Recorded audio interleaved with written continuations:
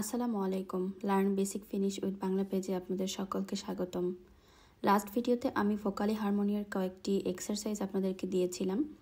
এখন চলুন সেগুলো সলিউশনগুলো দেখে নিই। শুরুতেই বলবো, যদি কেউ আমার এই ভিডিওটি প্রথম দেখে থাকেন তাহলে রিকোয়েস্ট করব প্রথমে ভোকালি হারমোনিয়ার ভিডিওটি দেখবেন, তারপর এই সলিউশনটি দেখবেন। তাহলে আপনার যে প্রবলেমগুলো আছে সেগুলো খুব ভালোভাবে ক্লিয়ার হয়ে যাবে। তো চলুন শুরু করি। প্রথমে আমি বলেছিলাম ফিনল্যান্ডের কয়েকটি সিটির নাম আমি লিখেছি প্রথম পাঁচটাই। তার মধ্যে প্রথমটি হচ্ছে ভাসা। ভাষার শেষে কোন সাফিক্সটি বসবে, এসএস আ নাকি এসএস এ, মানে আ ডট যুক্ত এ বসবে নাকি শুধু এ বসবে। এখানে লক্ষ্য করুন, আমি ভোকালি হারমোনিয়ার ক্ষেত্রে বলেছিলাম যদি কোনো ওয়ার্ডের মধ্যে এ, ও এবং ইউ থাকে তাহলে সেক্ষেত্রে ডট ছাড়া এ বসবে। সো এখানে ডট ছাড়া যে এ আছে সেটি বসবে, অর্থাৎ ভাষা সা। এরপরে উদাহরণটি দেখে চলুন। ওখানে উভাস্কুলাতে লক্ষ্য করুন, এখানে এর উপর ডট রয়েছে, যার কারণে এর এন্ডিংয়েও আর উপর ডট হবে, অর্থাৎ উভাস্কুলা সা। এরপরের উদাহরণটি দেখে চলুন কতকা। লক্ষ্য করুন কতকাতে এ এবং ও দুটি আছে। সো এটি খুব সহজেই বোঝা যাচ্ছে এখানে ডট ছাড়া এ বসবে।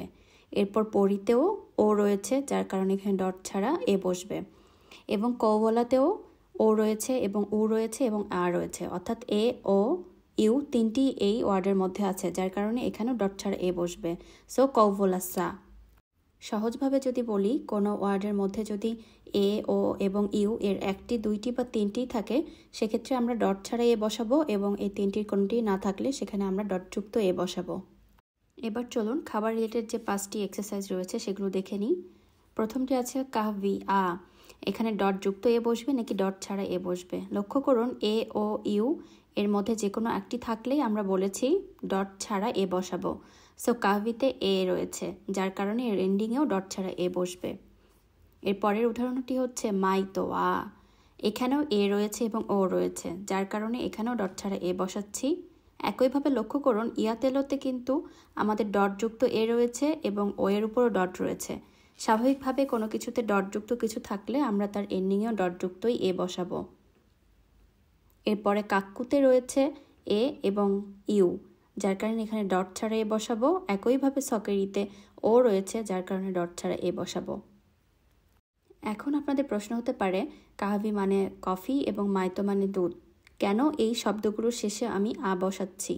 বলে রাখি, এগুলো সবগুলোই হচ্ছে পাট্টিতিবির অংশ।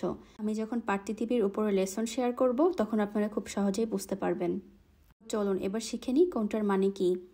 কাফি মানে হচ্ছে কফি, মাইতো মানে হচ্ছে দুধ, ইয়াতেলো মানে হচ্ছে আইসক্রিম, কাক্কু মানে হচ্ছে কেক এবং সকেরি মানে হচ্ছে চিনি।